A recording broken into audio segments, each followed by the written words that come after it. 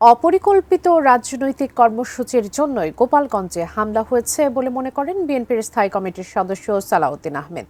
সারা দেশে আইনশৃঙ্খলা পরিস্থিতির অবনতির প্রতিবাদে নয়াপল্টনে যুবদলের বিক্ষোভ সমাবেশে আজ তিনি কথা বলেন।